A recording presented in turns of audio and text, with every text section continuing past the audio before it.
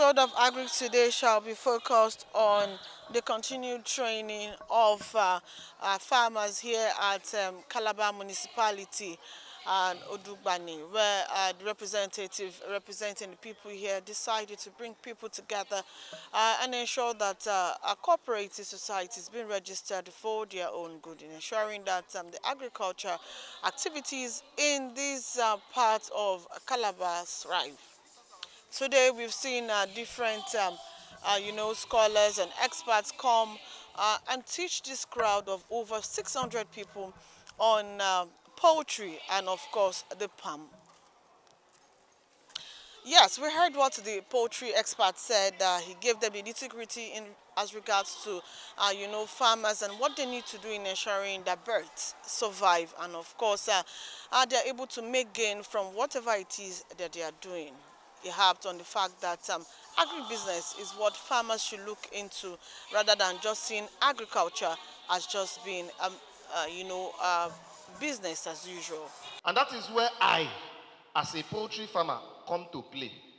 Because irrespective of the farm that I have to myself, I also pray that other poultry farmers should have problems, so that when I come, I solve them and they pay me. Is that not good business? So money hides in the problems that you solve, not the problems that you create or you analyze. And thirdly, money hides in products and services, or in goods and services. What are you solving when you don't even have the product or the service to render? Because every human being has an amount of money. It is the size of the problem that you solve based on the services or the goods that you render would amount if that money will be much or small.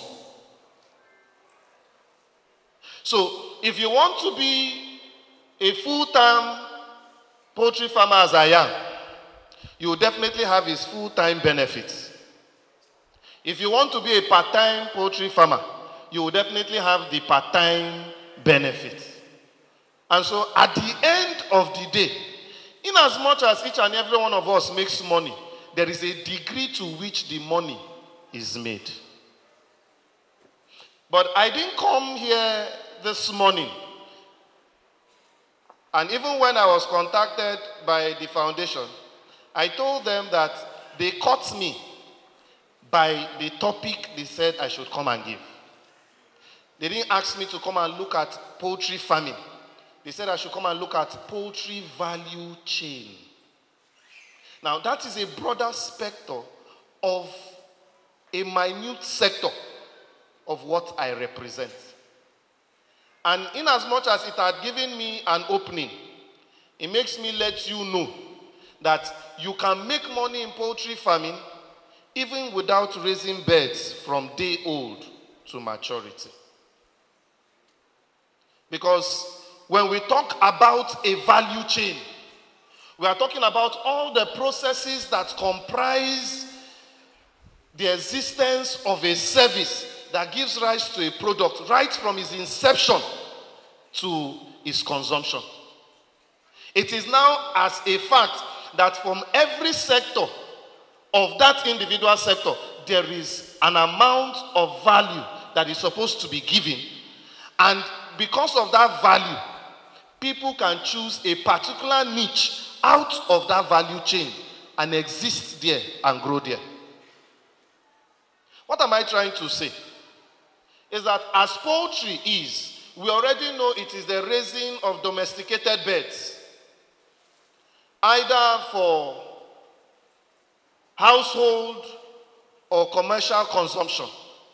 And when we are talking about poultry birds, we would ordinarily, as a nation, stop at either broiler farming or layer farming. But we've forgotten that turkey is part of it. We've forgotten that geese is part of it. We've forgotten that the dog fowl is part of it. And the truth of the matter is this: these other ones that I have just listed are the best export products out of Nigeria. than even the normal ones that you and I relate with. The reason is because, one, they are low in fat, they help patients with diabetes, and for the fact of comparative cost advantage, we in West Africa, our products that have to do with the dog fowl, the geese, and the rest, being blessed by nature is much more favorable for our existence, medicinal, than the ones outside. But you see, the Bible will still say that my people perish for lack of knowledge. So, the aspect of us raising these birds helps us to understand that as a value chain, whether you are wearing poultry behind you, or you are wearing cassava, or you are wearing oil palm, the poultry sector depends on each of those value chains that you are wearing in order to survive. Chickens, they die anyhow. That's how I raised 100, 90 went, I ate 5. 5 were just like that. 14 years down the line, I have also had my own fair share of experiences. I told the last group I was, and I was discussing, in one day that spanned from morning to the next morning, and adding 2 more days, I, standing here, I have lost 700 beds. 700. That was enough to send me. In fact, I should just look for something else. It is not that you are not good at it. It is just to test your resolve, whether you are ready for what is above you. If I stopped then I wouldn't have been here standing before you to tell you my success story today. So, did my suffering pay off? Yes. Will I continue as a poultry farmer? Yes. Will my children continue? Yes. Why? Because the existence of me as a poultry farmer helps me understand that my family, which they know have benefited, still has a lot to benefit from where I'm standing today. What does poultry as a value chain give to us is what I have come to tell us. Remember, I told you that it involves all the activities, the processes that carries you from production, marketing, and everything till it gets to the final consumer of poultry products. Poultry products do not. Another one is that I can sell poultry equipment. The feeders, the trays, everything. I can even sell the feed. Most of them that sell these things, most of them don't even have farms. But farmers are buying from them. That's because it's a value chain. At every point in time, someone can render a service and still get from it. Now, I, as a poultry farmer, I can sell birds at 2 weeks to people. Because there are people who are afraid of brooding. But I make more money brooding birds than even raising birds to week 6. And so I understand their plight. They may not have the time. See, one thing you should tell yourself, as an agro entrepreneur, let me use that word. Irrespective of where you find yourself, the first person you should tell the truth to is yourself. So I understand that there are people who may not have the time for brooding. It's not as if brooding is that simple. But when you understand the technicalities to it, it's not a problem. So I sell birds at 2 weeks to people. So I can buy 500 day-old chicks. At 2 weeks, I've sold like 100. Because there are people who would want to take them at 2 weeks. I could also sell them at 4 weeks. Because there are people who do not have time for all that. They just want them to be close to maturity. They will take it up from there, and then they can do whatever they want to do. I have made money while selling at 2 weeks. I can still make money while selling at 4 weeks. And definitely I will make money when I am trying to sell all. All it needs is your dedication, your observation, and your truthfulness. And that's what you can get. It means that if I can farm for 2 weeks, a month and 2 weeks, and I can sell my products, it means that in a year, if I just want to do the normal all in, all out, I can do like 6 to 8 times. But if I want to do the batch by batch movement, that means I can do 12. in a full year. There are farms you go to, they don't lack beds. No matter the time you go to. So, value chain is based on three things. One, it promotes efficiency. It carries effectiveness with it. And then the last but not the least is that it enhances quality and profitability. One, it promotes efficiency. Effectiveness is guaranteed. Because something that you are efficient in, you become effective. I can enter a farm, irrespective of the problem. I can tell whatever problem you have wanted to give a long story to me about. And if I ask you just some few questions, your answer alone will tell me the degree at which you have been farming or not. In this poultry sector, everybody is an expert. It's only when problem comes that you start knowing who is who. Even me, I have someone I run to when the thing they clear me well again. Because that time comes. And so it is possible. How do you gain in this poultry business? That you have 100 birds, maybe 2 or 3 will die, or 5 will die, and you have like 95. Is that not still good business? It's good. But the moment when you start losing like 30 that have eaten your food, drank your drugs, and you did them like this, and you are selling 70, no matter what you do, it will take the grace of God for you to recover. I'm saying it as an act of experience, even up till now. When I started poultry farming, a bag of feed was 1,250. If they told me that it would be what it is today, I will argue my life out. But has it driven me away? No. Then you could see what people could get, and you wish to. But I am not preaching how we should enter a business. I'm telling us how to enter a business with an adequate form of knowledge and then get the benefits that we never thought we could get out of it. So when you talk about the efficiency, it starts with you. The effectiveness shows how efficient you have been. Because you can go to bed and be happy with what you have done. The end result is that it promotes quality and gives you high yield of profitability. You only reach that state when people leave other people's farms and come to yours and say, if I don't finish your beds, I will not go to another person's own. That is the hallmark of this business. And by God's grace, that's where I stand. I have people that would always want to tell me when they are ready, please let me be the first. In fact, it looks like they will even pay me to inform them first than even the actual price. It is because they have seen quality. And then what comes back to me? Profitability. And these hatcheries, if you have been there at Ibadan, they must run that diesel from morning till morning for 28 days. There are days whereby they don't sell. They don't sell as they want to sell. What happens to those day-old chicks?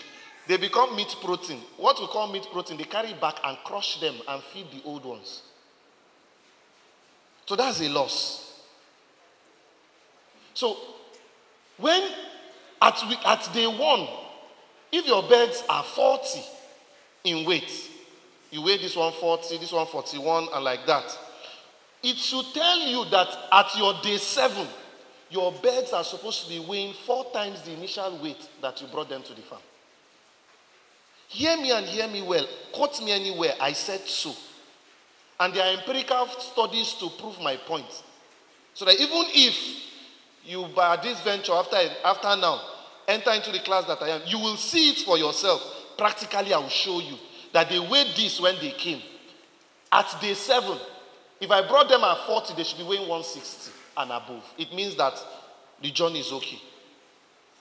And week 2, you should be having 400 and something. At week 3, you should start having between 700 and 900. Those are not impossible facts. Those are facts that are already done. So if it tells on what your technology can help you do, it means that at week 4, you should start having 1 kg or 1.4. So when you have 1 kg or 1.4 at week 4, what is stopping you from not hitting 2.5 or 3 kg at week 5 and week 6? Nothing. Director of Crops Ministry of Agriculture, Cross River State, Ugbo Ogbeche, on the spot spoke of the value chain of palm oil. He said there is a need for value chains through processing of these products. He helped on the news for farmers to see farming as business. The oil palm tree, like the man who introduced me told you, is naturally rich and endowed from heaven. The tree is naturally rich. Sometimes it's like our crude oil that has made us to go crazy, and we have lost free fatty acid because you are going to process palm fruits that already started rotting. You will agree with me, around the palm tree, when the fruits drop, sometimes you don't pick them immediately. Is that not so? Is that not so? And then by the time you start picking them, sometimes maybe because the farm is big, you end up picking fruit that are already rotting. That rotting state of the fruits is what increases what we call the free fatty acid. And it is not very safe for our consumption, because if you consume, you are gradually dying slowly. You are gradually dying slowly, because it ends up with cancer. So you and me will agree that a lot of things that we are sick of could be as a result of the things we eat. True or false? Sometimes as habits, sometimes as preferences, sometimes as things that we cannot do without, but we invite foreign sicknesses. We will go into that. But first, let me arouse your interest around the market that is very, very enticing around the oil palm. Now, I want to tell you that in the palm tree is a network of 3 areas. From the leaf area, through the trunk, which is the stem, down to what? The roots. Is that not so? The crown, which carries the leaf and the fruits. The stem, which is a connection from the root to the up. From every part of the palm tree, you can find a lot of things to do with it. Even broom. You can get palm oil. You can get into further processing. You have palm kernel cake. You have palm kernel oil. You have the shell, and so many other things, which is mostly used locally or industrially. But I'm going to do analysis of just the palm oil. Let me start from the marketing before I go back to the agronomy. How to plant. How to plant, a lot of people are into it. How to process, a lot of people are into it. But the marketing, the value of what we are producing, is what I want to bring your consciousness to. How you can benefit maximally. Because planting, okay, I go and clear the land, acquire the land, either my land or I buy the land. I go and clear it. I bring down the trees. I cross-cut the trees, pack them off from the land, maybe burn, maybe forest area. You try to do spot burning, because we don't encourage total burning. You do spot burning under climate smart agriculture, where we are now conscious of not destroying our land or our soil. You remove the trash, you do your field marking. After marking the field, maybe you have procured your seedlings from a reputable source. The meaning of reputable is that there are some sources today where people just go and carry nuts or seedlings and vend them, because to get other product out of it. Now, after clearing the land and marking the land, you now transplant. After transplanting, you manage by way of weeding, fertilizer application, and then you wait for your harvest. After harvesting, now we have 2.5 years. Your palms start to fruit. In one tree, you have 10, nothing less than 10 bunches. And in the maximum, you have 18 bunches. Now, in one tree, You are as blessed as that. Farming is business. Today, farming is, if you have been seeing it or playing laissez-faire, it is better you take this opportunity given to you very, very seriously. You may say you know, but this grouping, this consciousness to bring us together, it is apt. It is very, very apt. And we need not to waste the opportunity. Because a lot of people are sending money to so many sectors, engaging in the palm oil business, which is just one small aspect of the palm tree. Now, it is expected that all things being equal. You know what I mean when I say all things being equal? I hope you understand. When you have done your part, and you know your part is good as what you have done, to give you the best of what you expect, oil palm yield, what you should get in 1 hectare, you are supposed to get between 18 to 30 tons of fresh fruit bunch. What we call the bunches I was talking about. I just want to be specific. That's why I carry my paper. 18 to 30 tons as I harvest my fruit and bring them down. Harvest and bring down. Harvest and bring down. In 1 hectare of 120 trees, I should have between 18 to 30 fresh fruit bunch. And then, in the varieties which I will mention briefly, but I don't want to bore myself with that or bore you with that. In the variety called Tenera, which carries a lot of palm oil, the variety of fruit that is called Tenera carries plenty of palm oil. Assuming that is what we planted, we should have between 22 to 25 tons of fresh fruit bunch per hectare in a year. That is because when you harvest around March, April, May, I'm sure that is the peak. Is that not so? That is the peak of the harvest.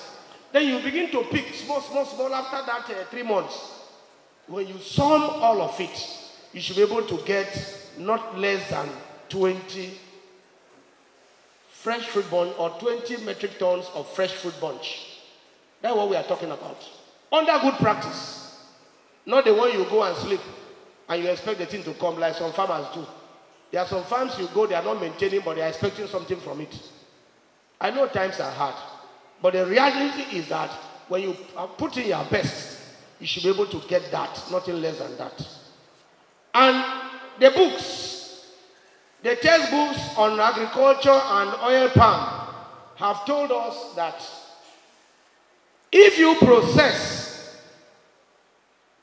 from one tree, follow me gradually, if you process palm oil from one tree, remember I gave us a background of what one tree on the minimum should produce. You remember I gave us?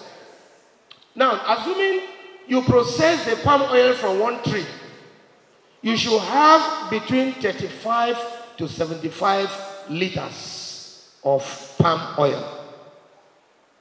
The SSA Governor Bassey, Mr. Ekpa Fidelis, delivered a goodwill message from the governor. He assured that the government is ready to put everything in the oil value chain. He said upon registration, a distribution of oil palm for planting will go round to the 18 local government area of the state. We want to convey this message of His Excellency to your training. And for those of you who are specifically in the oil palm value chain, I want people to take it very serious. Yes, indeed. I want to, in a very special way, first of all, thank our father, our chief, our papa who is Urban of Calabar, whom we are in his own domain. Our own paradigm is that when you go to a locality, you first get identified by the kings or the chief and the youth and the members who are farmers of that community. The job is so simple. The issue we are trying to thank our governor who has his own mantra that the people first is his own agenda. Even if he has not taken anything, his priority is that let the people of his own constituent, which is Cross River State, making up of the 18 local governments, to be part of how he can sleep well and rest well. I want to assure you that the best thing to happen in Cross River State is what has happened now. And this is going to be the driving force of this project or this program people are into now. Now, for those of us who are in other value chain like the poultry, you need to go and put up your poultry pen. You need to go and buy your day-old chick. You need to go and put other things like buying your own feeds and the rest. You need to learn how to do your formulation of feeds because what we are having now is not what we always had before. Everything is changed. But for those of us who are in oil palm value chain, we are in a long-term journey. It's a project that you start today and you stand a long time to benefit. But the governor, in his own, thinking that, yes, my people have really suffered. He has procured, as I speak to you, 3.5 million sprouted Tenera species nuts. And when we are talking of these three types of, nuts, I think the species we are talking now is not easily found anywhere. We have to go liaise with NIFO, bring those nuts here. As I'm speaking to you, we are going to start the first distribution on the 11th, 12th of this month. As you know, today is already 3rd. But the state government thought it wise that over time we have not had a data of real farmers. And what we used to have is what we call, in World Bank language, allied capturing, where if you know me, you come from the back and get it and go, even when you are not a farmer. And what we are trying to safeguard, which is very, very important of this exercise, is not thwarting the effort of our excellency by collecting this nut and selling it to our mother states. We want to be very, very particularly concerned about ensuring that after raising these nurseries, these palms are planted in our 18 local government councils of the state. Today's program has largely ended with so much successes from both the experts and that of the participants, as we see that the experts after the training have got so many questions that they've been able to answer in regards to oil palm clusters and that of the poultry farming. Our participants are happy. As you can see, the place is, the training is done for the day and everybody is working on. On that note, to wrap it up for today's episode of the program Agric Today. Join us again, same station next week for another educating episode. I remain Khadija Oluwatoyin Amin. Bye for now.